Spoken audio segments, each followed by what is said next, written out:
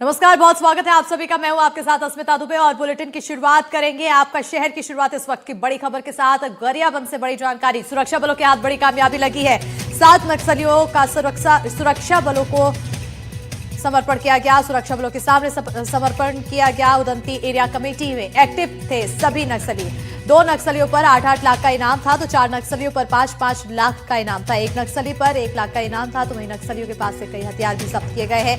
गरियाबंद में 7 नक्सलियों ने हथियार डाले हैं। नक्सलियों में डीवीसीएम सुनील, जो हरियाणा का रहने वाला है, उसने सरेंडर किया है। तो बड़ी जानकारी आपको गरियाबंद से दे रहे हैं। सुरक्षा बलों के हाथ बड़ी कामयाबी लगी। 7 नक्सलियों का सुरक्षा बलों के सामने सरेंडर। उदंती एरिया कमेटी में एक्टिव थे सभी नक्सली। 2 नक्सलियों पर 8-8 लाख का इनाम था, 4 पर 5-5 लाख का इनाम था तो 1 नक्सली पर था 1 लाख का इनाम। नक्सलियों के पास से कई हथियार भी जब्त किए गए हैं। लगातार नक्सलियों के खिलाफ कार्रवाई की जा रही है तो वहीं केंद्र सरकार की तरफ से पूरी तरह से नक्सल मुक्त नक्सलियों का खात्मा के लिए एक डेडलाइन घोषित की गई है और उसी के तहत अलग अलग क्षेत्रों में, अलग अलग राज्यों में, अलग अलग जगहों पर एक्शन लिया जा रहा है। सरकार की तरफ से, केंद्र सरकार की तरफ से, राज्य सरकार की तरफ से और साथ ही साथ सुरक्षा बलों की तरफ से। ज्यादा जानकारी के साथ हमारे सहयोगी हिमांशु जुड़ चुके हैं। सीधा रुख करेंगे हमारे सहयोगी हिमांशु की ओर। हिमांशु, एक और कामयाबी नक्सलियों के खिलाफ सुरक्षा बलों को मिली है। जी देखिए, इसमें तो ये काफी बड़ी कामयाबी मानी जा रही है। 18 तारीख को, दिवाली के पहले 18 तारीख को ये सुनील है, एरिया कमांडर है जो नगरी एरिया के, उदंती सीता नदी एरिया के, इन्होंने एक लेटर जारी करके सभी नक्सलियों से अपील की थी कि वे सरेंडर करें करके, ज्यादा से ज्यादा संख्या में दिवाली के दिन मिले और सरेंडर करें। हालांकि उसके बाद आज जो 7 नक्सलियों ने सरेंडर किया, इनको मिला के 6 और नक्सली हैं। इनके साथ इनकी पत्नी भी है और टोटल 7 नक्सली जो उन्होंने सरेंडर किया, हथियार के साथ भी सरेंडर किया है। इस वक्त हमारे साथ सुनील है, तो इनसे बात करेंगे। सुनील जी, आप कब से सक्रिय थे नक्सल में? मैं 2004 से सक्रिय हूँ और यहाँ का रहने वाला हूँ और काम कर और मैं वाल्मीकि समाज बिलोंग करता हूँ। वाल्मीकि समाज वैसी समाज है, 24% है ज़्यादा नहीं। उसके ऊपर जाता खेती लायक जमीन नहीं है। बहुत शोषण के और दबाव से हरियाणा में चाहता हूँ तब से आप इस लेकिन सक्रिय हुए हो? मैं करीबन 2016 में 2016 से सक्रिय हूँ। 18 तारीख को जो आपने एक लेटर जारी किया था सभी नक्सलियों से अपील की थी सरेंडर, काफी नक्सली नहीं किया था, उसका क्या कारण? मैं 18 तारीख को अपील किया था और अपना नंबर भी उसमें जारी किया ताकि और भी लोग अभी इस रास्ते से जो है ये रास्ते से संघर्ष को विराम देके, जैसे हमारे कामरेड कुलसुम दादा, रुपेश दादा ने अपील किया था और अपने 270 कामरेडों के साथ महाराष्ट्र में बस्तर में आए थे, उनका उन्होंने जारी किया प्रभावितों की। और आज के इसमें तो चारों तरफ से घेरा हुआ है, अमन है जनता हमारे ऊपर और जनता भी से भरी है, भी कम हो गया तो ज़्यादा हमारे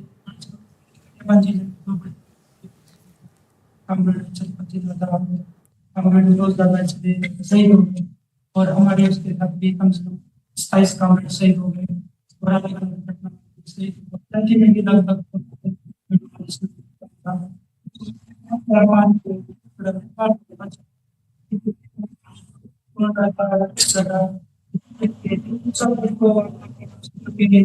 और से प्रभावित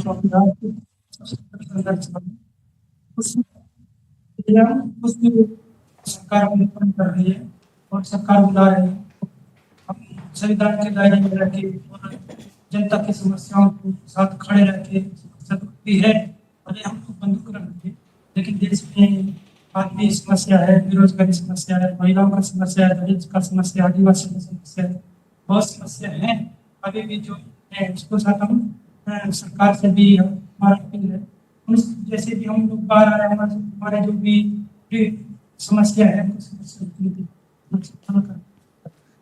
मैंने सुना था कि चुनाव में भी आने लगे, आपने चुनाव में समस्याओं को लेकर जनता क्या चुनाव हाँ, जनता अगर हमारा पूरा नेतृत्व है, हमारे हम लोग जनता अगर चाहेगी तो चुनाव में हम चुनाव के माध्यम से भी और जनसंघर्ष के माध्यम से किसी भी तरीके से हम जैसे आगे परिस्थितियां बने उसी तरीके से हम लोग जनता का सहयोग करेंगे, जनता के साथ अगर जनता हमको मदद करे। एक और अभी जो पत्र जारी हुआ तो उसमें नक्सलियों के द्वारा गद्दार बताया जा रहा है, जो जंगल में है और हथियार लेके नक्सली सभी गद्दार बताया, आप लोगों के ऊपर आरोप लगा रहे हैं, क्या जवाब है?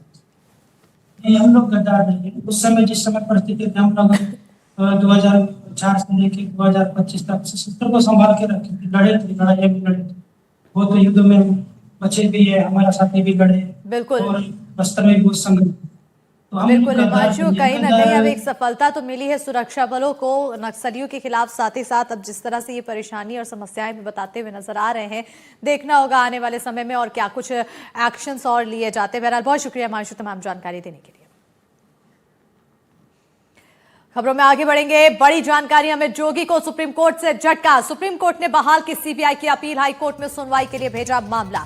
सीबीआई ने अमित जोगी के खिलाफ की थी अपील, तो बरी करने के फैसले के खिलाफ की थी अपील। बता दें कि राम अवतार हत्याकांड में आरोपी थे अमित जोगी, जिसके बाद अब सुप्रीम कोर्ट से बड़ा झटका अमित जोगी को लगा है। सुप्रीम कोर्ट ने सीबीआई की अपील बहाल की है। बताते चले कि हाईकोर्ट में सुनवाई के लिए मामला भेजा गया है। सीबीआई ने अमित जोगी के खिलाफ अपील की थी, बरी करने के फैसले के खिलाफ अपील की गई थी। राम अवतार हत्याकांड में आरोपी थे अमित जोगी। इस वक्त की बड़ी और अहम खबर आपको बता रहे हैं, जहां पर अमित जोगी को सुप्रीम कोर्ट से बड़ा झटका लगा है। सुप्रीम कोर्ट ने बहाल की सीबीआई की अपील, हाईकोर्ट में सुनवाई के लिए मामला भेजा गया है। सीबीआई ने अमित जोगी के खिलाफ अपील की थी, बरी करने के फैसले के खिलाफ अपील की थी। राम अवतार हत्याकांड में आरोपी थे अमित जोगी।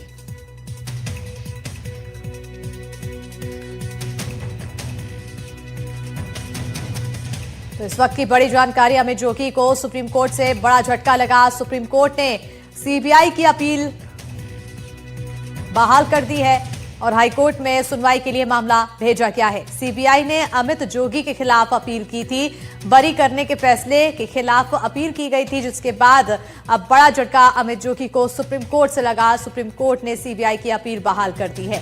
हाईकोर्ट में सुनवाई के लिए पूरा मामला भेजा गया है। बताते चले कि राम अवतार हत्याकांड में अमित जोगी आरोपी थे और ऐसे में अब आगे की जांच की जा रही है और साथ ही साथ इस पूरे मामले में अब सुनवाई हाईकोर्ट में होना है। ज्यादा जानकारी के साथ सहयोगी आशीष भार्गव फोन लाइन पर जुड़ चुके हैं। आशीष, बड़ा झटका अमित जोगी को सुप्रीम कोर्ट की तरफ से लगा है। जी बिल्कुल, देखिए बड़ा झटका है। अब सीबीआई की अपील को फिर से बहाल कर दिया है।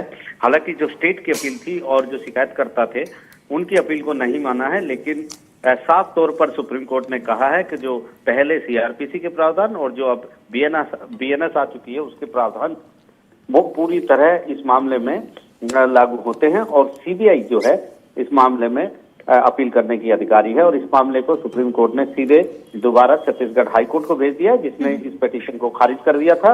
और सुप्रीम कोर्ट ने ये भी कहा है कि गंभीर जब आरोप होते हैं किसी मामले में तो सीबीआई की अपील को सिर्फ इसलिए खारिज नहीं किया जा सकता क्योंकि वो तकनीकी आधार पर या जैसे देरी हो गई है या और कोई तकनीकी आधार पर इस पर खारिज नहीं किया जा सकता। और इस मामले में सुप्रीम कोर्ट ने कहा है कि सीबीआई का अधिकार इस मामले में बनता है और हाई कोर्ट इस मामले में सीबीआई की अपील को सुनेगा। हालांकि हाई कोर्ट इससे पहले इस मामले में इस अपील को खारिज कर चुका था और कहा था कि ये अब बहुत देर हो चुकी है इसलिए इस मामले को नहीं सुनेंगे, लेकिन अब सुप्रीम कोर्ट ने इस मामले में अपील का रास्ता एक बार फिर खोल दिया है। बिल्कुल, एक बार फिर सुप्रीम कोर्ट में अपील का रास्ता खोला गया है। ऐसे में अमित जोगी के लिए इसे कितनी बड़ी मुश्किल माना जाए और क्या कुछ रुख आगे देखने को मिल सकता है अमित जोगी के तरफ से? ये देखिए, सीधे तौर पर जब एक मामला बंद हो चुका था और पूरी तरह से राहत उनको मिल चुकी थी अमित जोगी को, लेकिन उस राहत का एक रास्ता बंद कर दिया है, एक रास्ता हम यह कहे कि सीबीआई के लिए खोल दिया है।